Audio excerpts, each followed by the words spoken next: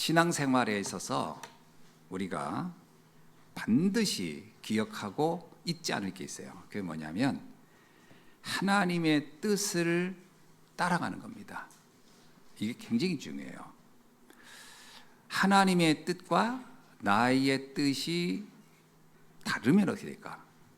그러면 응답이 오기가 어렵습니다. 그러니까 방향이 틀렸기 때문이죠. 요한복음 12장 1절로 8절에 보니까 가룟 유다가 이런 말을 했어요. 예수님께 마리아가 옥합을 깨서 발에다 부었어요. 그러자 가룟 유다는 생각이 달랐어요. 아니, 저 비싼 옥합을 왜 저렇게 버리냐. 그래서 그거를 팔아서 가난한 사람을 도와주면 좋지 않겠냐. 가룟 유다의 좋은 생각이었죠. 그러나 주님은 가룟 유다의 뜻을 지지하지 않았습니다. 도리어 가룟 유다에게 그 말한 거에 대해서 좀 반대적인 얘기를 했어요.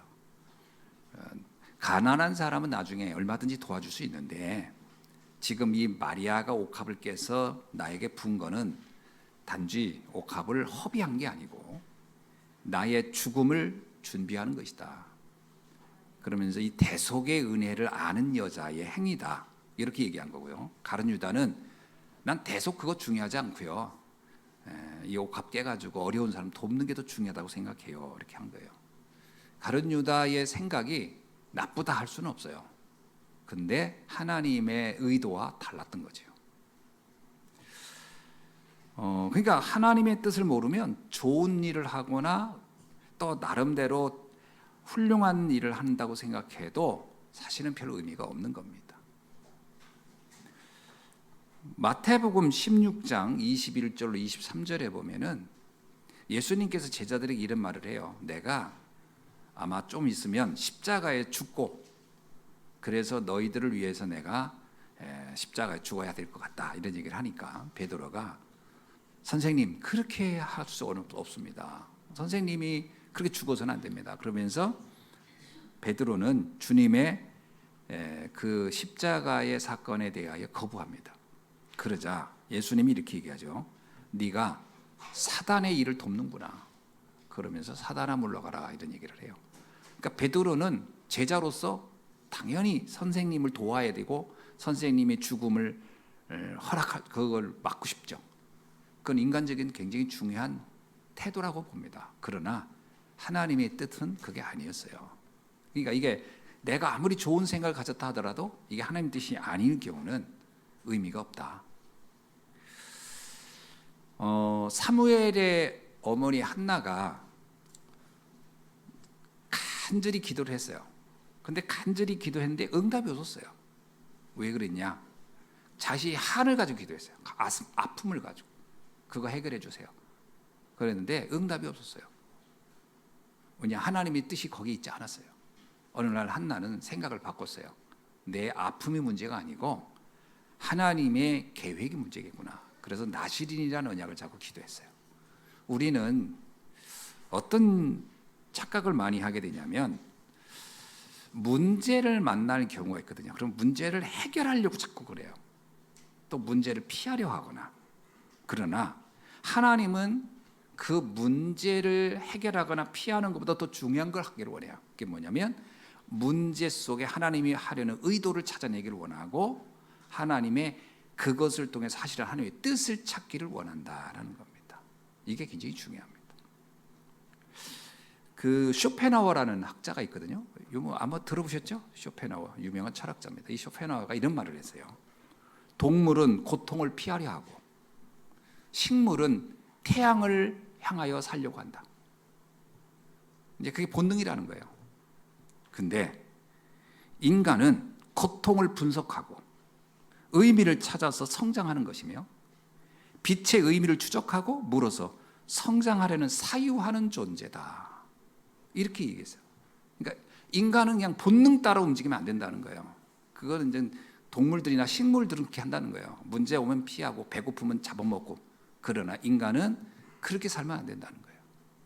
의미를 찾고 그걸 통해 사유하고 그걸 통해 성장시켜야 된다. 그러니까 철학자들도 그렇게 생각을 한 거예요. 그러니까 성경에 예수님도 또 말씀도 그러잖아요. 당장 어떤 문제 오면 막 어떻게 해결해버릴까? 이렇게 하는 게 아니라 그걸 통해서 하나님이 나를 성장시키는 의도가 뭐고 그 찾아내라. 이게 더 중요한 거다라는 겁니다. 하나님의 뜻은 사실 명료합니다. 성경에 하나님의 뜻이 많이 기록되어 있는데 그 명료하고 구체적으로 성경 이게 기록된 것이 뭐냐면 요한복음 6장 40절이에요. 내 아버지의 뜻은 아들을 보고 믿는 자마다 영생을 얻는 것이다. 너무나 명료하죠. 하나님 뜻이 뭐죠? 예수 그리스도를 통해서 구원을 얻고 영생의 축복을 누리는 것이다. 여기에는 많은 의미가 있어요. 왜 예수를 믿어야 하느냐 하는 것과 그 믿어서 얻는 구원이라는 게 무슨 뜻이며 내가 영생을 한다는 건 뭐냐? 이것을 우리는 사유해야 됩니다. 생각해 봐야 되겠죠. 자, 성경은 그래서 우리에게 어떤 한 사건을 통해서 그 사건 자체만 보기를 원하지 않고 그걸 통해 하나님이 하시려는 뜻이 있다라는 것을 얘기하고 있습니다.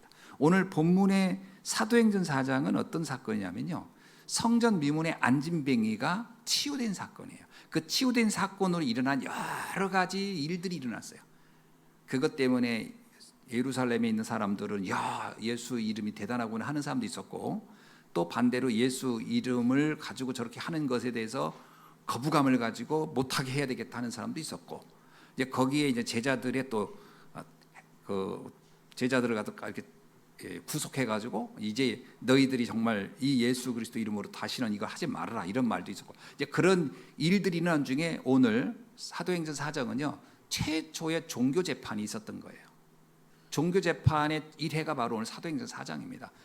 베드로와 사도들을 잡아놓고 공의회에서 산헤드린 공의회에서 종교 재판을 시작한 거예요. 그때 베드로가 그 종교 재판에서 외쳤던 일종의 자신의 항변입니다. 그 내용이 오늘 본문의 이야기예요. 굉장히 중요한 이야기죠. 자, 그러면 첫째 한번 우리가 생각해 볼 게 있어요.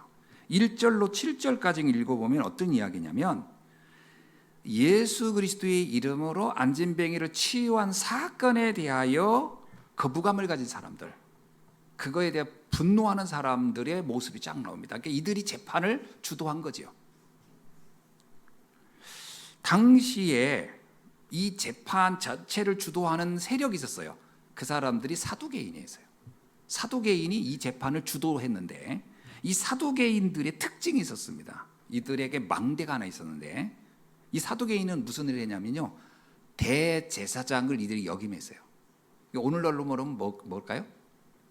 목사를 한 거예요, 이 사람들이. 그러니까 오늘날 성전에서 예배 담당하는 사람들이 대제사장인데 이 대제사장들이 다 사두개파들이었어요. 그러니까 사두개인들이 바로 그래서 이 재판을 주도할 수 있었던 겁니다. 자기들이 일종의 종교 지도자들이니까요. 근데 이들은 어떤 사람들이냐? 이 사두개인들이 특징이 있었어요. 23장 사도행전 23장 8절에 보면 사두개인은 부활도 믿지 않았고 천사도 믿지 않았으며 영원도 믿지 않았다. 이야, 너무 특이하잖아요. 예배를 담당하는 목사가 부활도 안 믿어, 천사도 안 믿어, 영혼도 안 믿어. 그러니까 전혀 영적이지가 않은 거예요. 영적이지 않은데 교회를 담당하고 있는 거예요. 아이러니하죠. 저는 이걸 보면서 우리가 신앙생활을 하는데 영적인 걸 안 믿을 수도 있겠구나. 목사인데 영적인 걸 안 믿을 수도 있겠구나. 그리고 그들이 영적으로 사람들을 판단한다고 하는구나. 웃기죠? 어떻게 생각합니까? 목사인데 영적인 거 안 믿어. 그런데 사람들을 영적인 거로 판단하려고 해. 그럼 너무 아이러니하잖아요.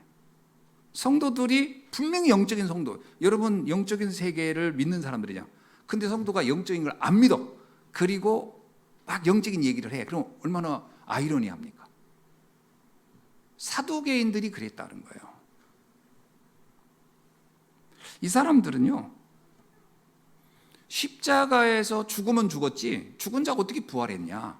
일단 부활을 안 믿는 사람들이니까 부활이 불가능하다겠고, 그리고 영적인 걸 압니다. 그러니까 예수의 이름으로 안진뱅이가 치유되어가는 이런 기적과 이적 표적이 일어나면 저게 어떻게 가능한 거냐, 이렇게 아예 영적인 세계는 아예 부정해버리는. 근데 이 사람들이 교회를 또 이렇게 이끌어가요. 어저께 어떤 글을 하나 읽었는데, 캐나다의 연합장로교회가 지난 3년 동안 70%가 성도가 떠났대요. 연합장로교회. 근데 그 연합장로교회가 70%가 성도들이 떠난 이유가 있어요. 뭔지 아세요? 이 사람들이 교리를 선포했는데 뭐냐? 이런 교리를 한 거예요. 동성연애 좋아. 그 다음에 뭐 차별 금지하지 마. 뭐 인종차별 뭐 이런 거. 그러니까 그리고 뭐 사회 정의해야 돼. 그리고 성경은 다 이건 신화야. 연합장로교회가요, 캐나다에서 제일 큰 교단이었어요. 그런데 교리를 이렇게 바꿔버린 거예요. 왜 그러냐? 합리적으로 해야 돼. 시대의 흐름을 따라가야 돼. 그러면 영적인 걸 다 빼버렸어요. 사람들이 어떻게 했을까요? 다닐 이유가 없는 거죠. 심각하게 된 거죠. 교회가요, 영적인 조직인 것 같은데 굉장히 인본주의로 갈 수도 있다라는 겁니다. 사두개인들은 사실은요, 완벽한 인본주의자들이었어요. 그리고 그들은 합리주의자들이었어요. 인간의 이성으로만 판단할 수 있는 것만 우리는 받아들이겠다 하는 사람들이 사두개인들이었어요. 그러니까 이들이 대부분이 지식인이었고, 대부분이 지식인이었기 때문에 또 나름 자기들이 사람들을 가리켜야 된다고 생각했기 때문에 그들은 대제사장 역할을 또 자기들이 감당한 거예요. 영적으로 말하면 최고 무지한 자들이 가장 똑똑한 척을 했다라고 하는 겁니다.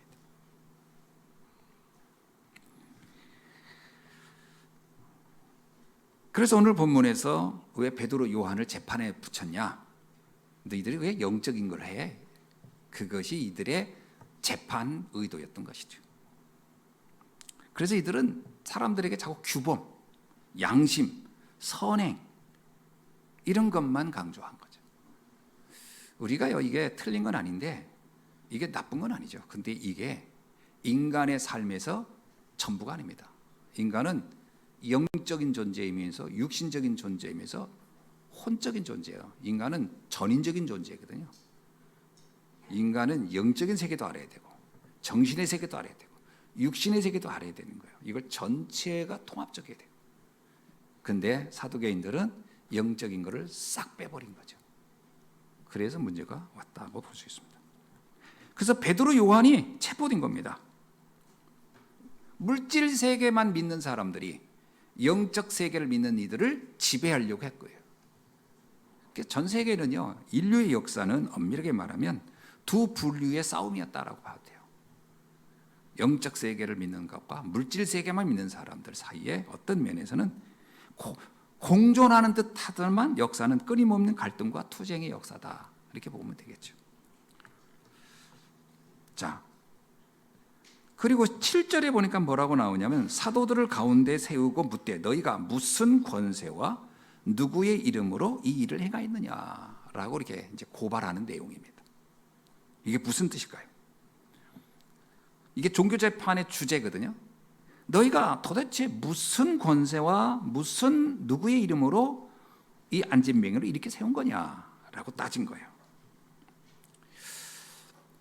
사실 이 사두개인들은요, 기적과 표적을 어떻게 해석했냐면 마태복음 12장 24절에 잘 나와 있어요. 그때 당시에 사두개인들이 이런 주관은 바리새인들과 생각과 크게 다르진 않았어요. 뭐냐면 예수님께서 귀신 들린 사람을 치유하니까 이렇게 말했거든요. 네가 귀신의 왕 바알세불의 힘을 빌어서 이런 일을 하는구나. 이게 뭐예요? 귀신의 역사라고 본 거거든요. 그러니까 지금 이 사두개인들은 제자들이 행한 일이 예수 그리스도의 이름으로 치유했다라고 믿는 게 아니라 귀신의 힘으로 하는 거구나, 이렇게 지금 몰아세우고 있는 거예요. 이게 종교 재판이 뭐예요? 결국은 뭐예요? 이제 우리가 중세 시대의 종교 재판의 가장 큰 내용이 뭐였죠? 뭐였죠? 귀신 들린 사람들을 재판한다고 한 거였거든요. 마녀재판. 마녀재판의 핵심이었잖아요. 똑같아요. 지금 이 1회 종교재판도 마녀재판하듯이 지금 제자들을 지금 마녀로 몰아세우려고 하는 거였습니다. 그런 내용입니다. 내용이. 이게 근거가 어디냐? 왜 그럼 이런 마녀재판의 근거가 있을 거 아니에요? 근거는 신명기에 있습니다. 신명기 13장 1절 5절에 보면 뭐라고 얘기하냐면 잠깐 읽어볼게요. 선지자나 꿈꾸는 자들이 일어나 이적과 기사를 내게 보이고 너희가 알지 못하는 다른 신을 우리에게 따르라고 섬기라고 말한다면 그 선지자나 꿈꾸는 자들을 죽이라. 이게 종교재판의 핵심이거든요. 그러니까 뭐냐면 자칭 선지자다. 자칭 나는 꿈꾸는 자. 다시 말해 예언한다. 꿈꾸는 자라는 뜻은 예언한다는 거예요. 뭐 예언한다 하는데 이게 그러면서 이적과 표적을 보여준다는 거예요. 사람들한테. 그렇게 사람들은 거기에 와 뭔가 있나 보다 하고 따를 거 아니에요. 그런데 결국은 그들이 다른 신을 섬기라고 말한다면 그들은 죽여라. 이게 이제 이 신명기에 나오는 그 종교재판의 핵심적 내용이에요. 이걸 근거로 해서 지금 이들이 재판을 연 겁니다. 사실은. 그러니까 니들 기적 표적 보였지? 안전뱅이 이렇게 세웠잖아. 그러면 이거 누구의 이름으로 한 거야? 너 어떤 신을 믿으라고 한 거야? 그러면서 이제 니들 오늘 이제 이 재판 끝나면 다 죽여버릴 거야. 좀 이런 거죠. 이제 종교 재판의 마지막은 돌로 때려 죽이는 겁니다. 이런 어마어마한 지금 이 재판을 하고 있는 거죠. 그때 베드로가 굉장히 중요한 얘기를 합니다. 그게 8절로 10절입니다. 우리 단번 읽어볼까요? 이에 베드로가 이제 답변을 해야 되잖아요. 이에 베드로가 성령이 충만하여 이르되 백성의 관리들과 장로들아, 여기 이제 그 쉽게 말하면 이제 재판하는 주관자들이죠. 만일 병자들에게 행한 착한 일에 대하여 이 사람이 어떻게 구원을 받았느냐고 오늘 우리에게 질문한다면 너희와 모든 이스라엘 백성들은 알라. 너희가 십자가에 못 박고 하나님이 죽은 자 가운데서 살리신 나사렛 예수 그리스도의 이름으로 이 사람이 건강하게 되어 너희 앞에 서느니라. 할렐루야. 예. 부인할 수 없는 증거를 가지고 얘기를 하는데 몇 가지 재미난 표현을 펴니다. 첫째가 뭐냐면 8절에 이렇게 나와요. 이에 베드로가 성령이 충만하여. 여러분, 성령 충만의 목적이 나오는 겁니다. 성령 충만은 뭐냐? 성령 내주는 구원받는 거예요. 내가 예수를 그리스도로 믿었다. 그건 성령 내주라고 하는 겁니다. 그럼 성령 인도는 뭘까요? 그 구원의 축복을 누리는 것이 성령 인도입니다. 그럼 성령 충만은요? 그 복음의 비밀을 누릴 뿐만 아니라 전달하는 것까지 가는 게 성령 충만입니다. 그러니까 지금 베드로가 성령에 충만하여, 성령 충만하면 어떻게 된다는 거죠? 담대해지는 거예요. 여러분이 그리스도를 증거할 때 성령 충만해야 됩니다. 담대해야 돼요. 지금 베드로가요, 너 말 한마디 삐끗하면 이제 넌 오늘 죽는 거야 라고 하는 협박의 현장이고요, 공포의 현장이거든요. 그리고 뭐라뇨? 누구 이름으로 했어? 그랬어요. 그러면 누구 이름이 뻔한 거잖아요. 거기에서 이렇게 둘러서 얘기하지 않습니다. 너희들이 잘 알지 않냐?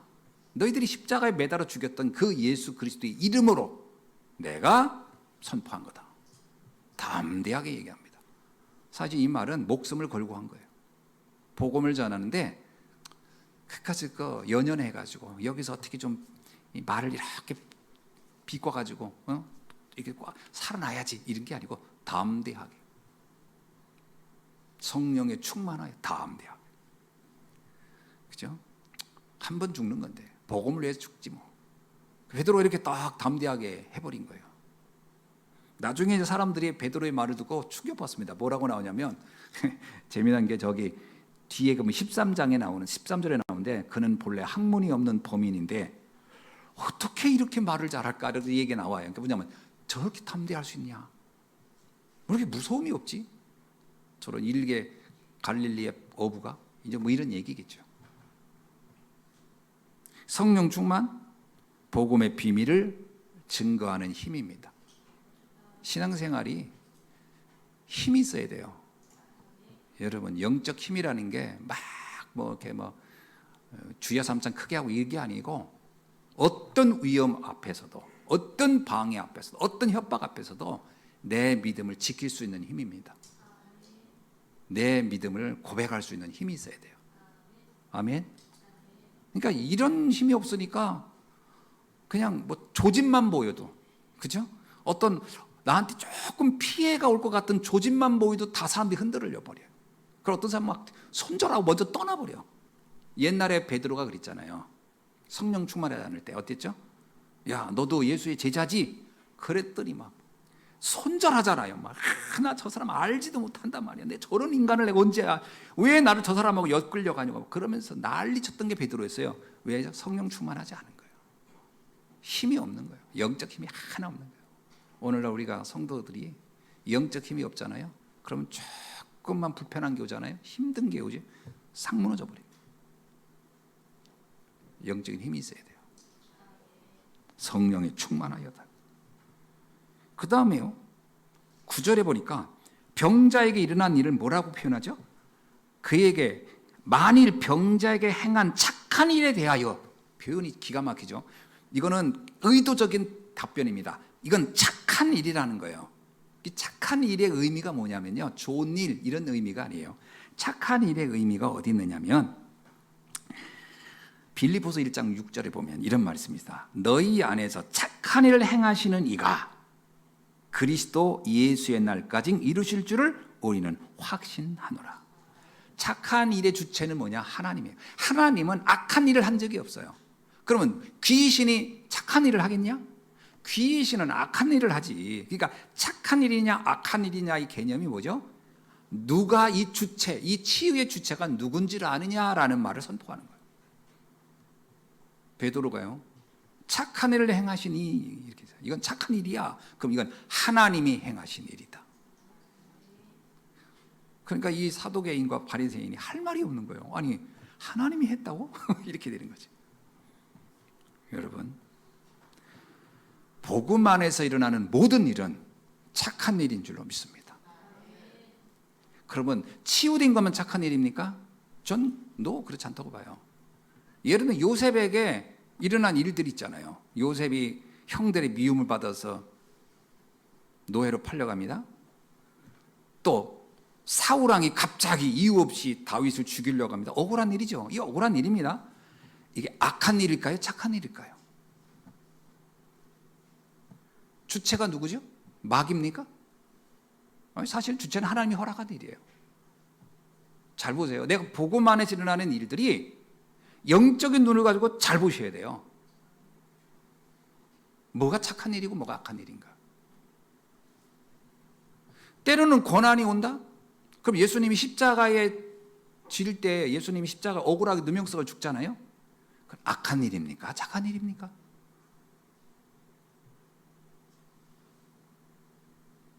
우리는 이런 부분을 영적으로 보는 눈이 없으면 자꾸 오해하고 착하게 해요. 막 악한 일 아니냐고. 아닙니다. 주 안에서 이루는 일은, 그래서 저는 로마서 8장 28절을 저는 정말 좋아해요. 하나님을 사랑하는 자, 그 뜻대로 부르심을 입은 자들에게 모든 일들이, 그게 좋은 일이든 나쁜 일이든 억울한 일이든 또 힘든 일이든 불편한 일이든 괴로운 일이든 상관없죠. 모든 일이 합력하여 선을 이루느니라. 그러면요, 생각이 바뀌어요. 아, 이게 감사한 일이구나. 근데 내가 얘기했잖아요. 서두에 문제를 해결하려고 하지 말고 이 문제 속에 하나님의 의도가 뭐, 계획이 뭐냐를 찾아내라는 거예요. 그러니까 그게 선한 일인 거예요. 그게 착한 일인 거예요. 다윗은요, 사울왕이 더 억울하게 누명 쓰고 도망 다니기 시작해요. 그 나이 17살 때부터. 그리고 다윗이 30살이 될 때까지는 거의 10여 년을 도망자로 삽니다, 사실은. 근데 그 기간에 어떤 일이 일어난 줄 아세요? 다윗이 그 어려움을 겪는 기간에 그때 다윗의 충신들을 그때 다 만나는 겁니다. 여러분, 잘 될 때 오는 사람은요, 거의 동기 가지고 오는 거예요. 내가 어려울 때 오는 사람은 진정한 나와 인생을 함께 할 수 있는 사람이에요. 그래서 옛날부터 그러잖아요. 부인, 고생할 때 함께 했던 부인, 조강지처 버리지 말라고. 그 부인이 진짜 내 부인이라고. 내가 돈 많이 벌어가지고 갑자기 대박 쳐가지고 돈 벌 때 여자 나타나 보세요. 예쁜 여자. 그 여자는 그 돈 보고 온 거거든요. 고생할 때 만난 사람이 진짜다. 이런 거 아니잖아요. 그럼 다윗이 어려움을 겪을 때 만난 사람들이 다윗을 왕으로 세우고 마지막까지 생명을 걸고 다윗을 지켰던 사람들이에요. 그러니까 그게 나쁜 일일까요? 좋은 일일까요? 좋은 일이었던 거예요. 다윗이 어떻게 보면 나쁜 일인 줄 알았지만 다윗이 피해자가 되어서 막 도망 다닐 때 그 과정은 사실은 좋은 일이었어요. 사원한 일, 하나님이 착한 일이라고 좀 봐야 돼요. 주께서 허락된 일들을.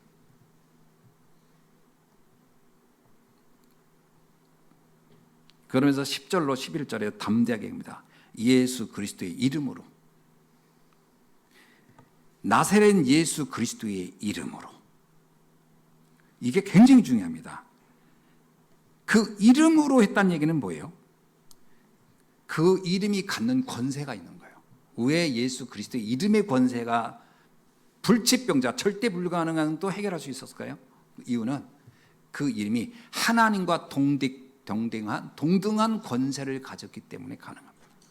우리가 예수 그리스도를 믿는 것은 훌륭한 인물을 믿는 게 아니에요. 훌륭한 선자를 믿는 게 아니에요. 훌륭한 위인을 믿는 게 아니에요. 하나님을 믿는 겁니다.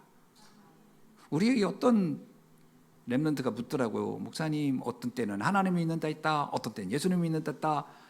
뭐예요? 그런데 내가 그랬지. 어떤 때는 학생이었다가, 어떤 때는 아들이었다가, 어떤 때 그런 것처럼 동일한 인물인데 호칭이 바뀌는 거야. 예수 그리스도는 하나님과 동등된 분입니다. 하나님과 동등. 그러니까 예수를 믿는 것이 곧 하나님 믿는 거고, 하나님 믿는 것이 예수를 믿는 거고, 다 그런 거예요. 삼위일체잖아요. 동등한 거예요. 그러니까 지금 이 사두개인들과 바리새인들이 말합니다. 너희들이 십자가에 매달은 그 예수가 그냥 사람이 아니고 그가 하나님이셨다. 그가 구원자였다, 이 말이죠. 자, 마지막입니다. 12절.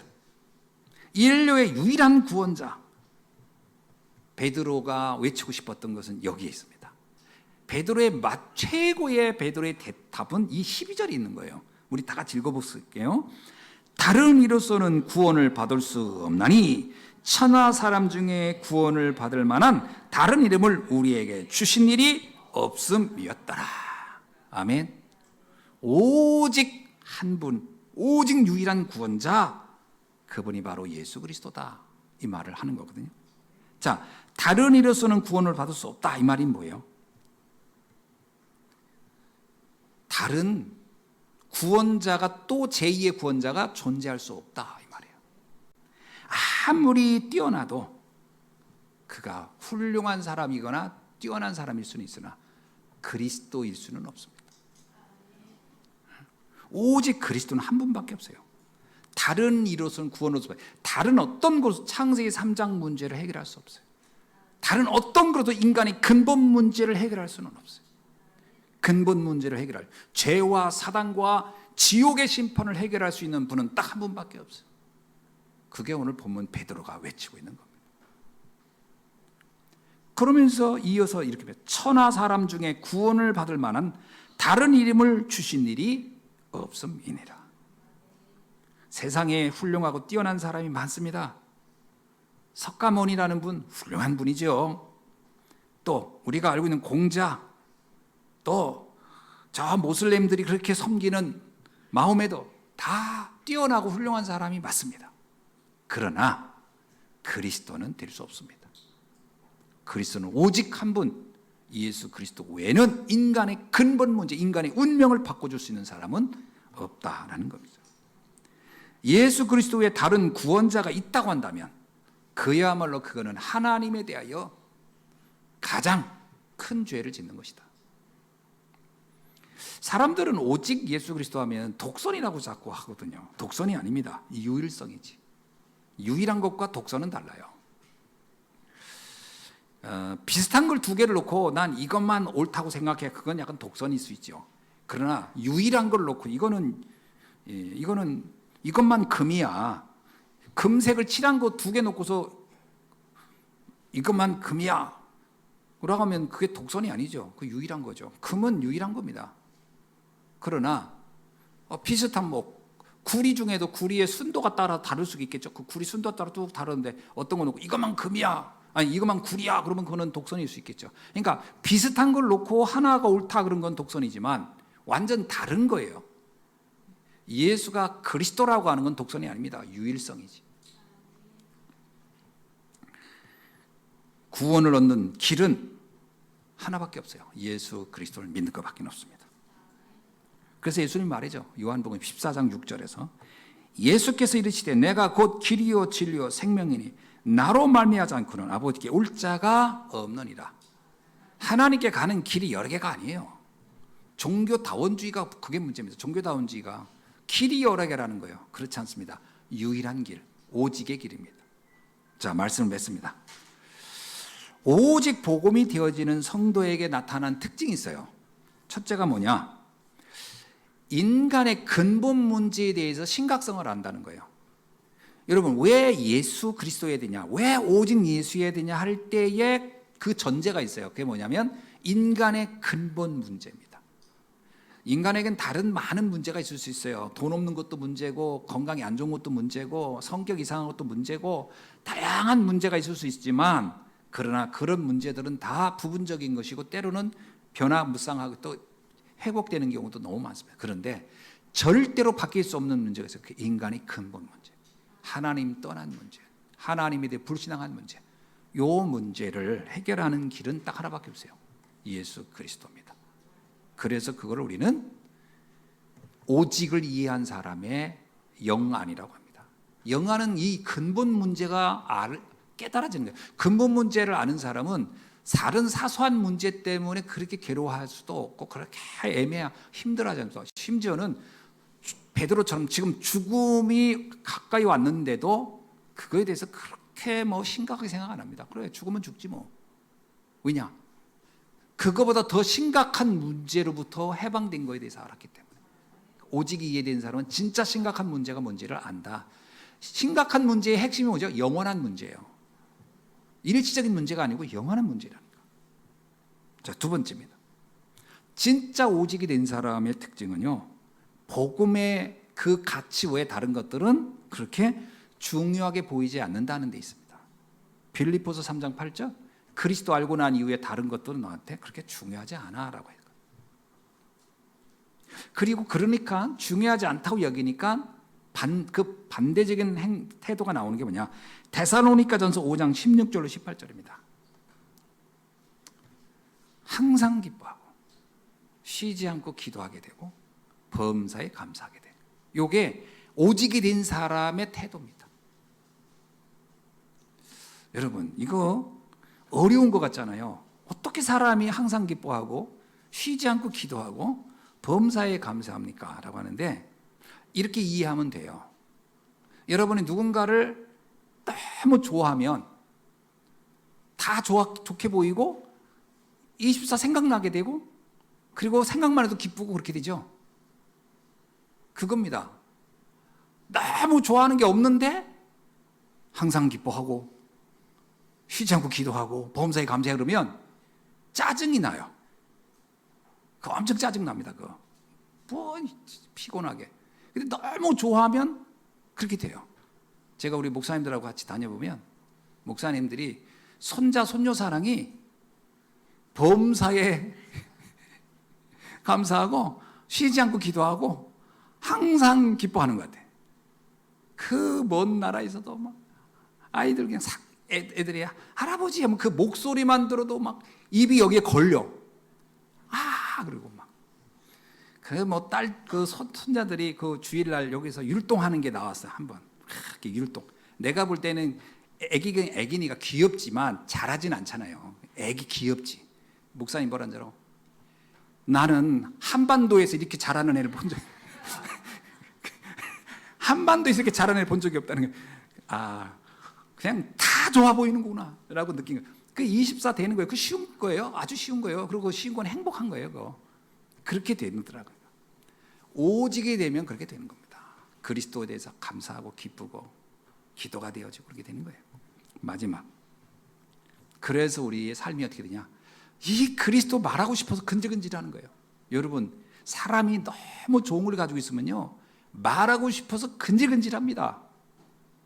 그래가지고 막 어떡할까? 막 누구한테라도 막 말하고 싶은 거예요. 왜? 알리고 싶거든. 사람은 게 본능이거든.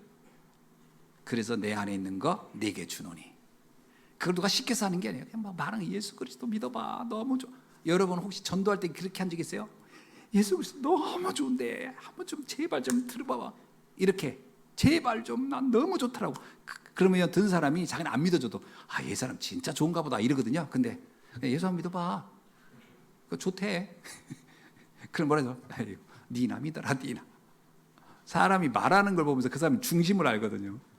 내가 정말 그리스도가 충만하잖아요. 그럼 나도 모르게 막 말하고 오직이 되면 이렇게 되는 겁니다. 당연히 복음을 위한 삶이 행복해지겠죠. 자, 오늘 우리 렘넌트들과 함께 예배드려서 너무 행복합니다. 기도하겠습니다.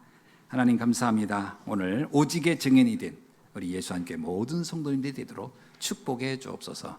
예수 그리스도의 이름으로 기도하옵나이다. 아멘.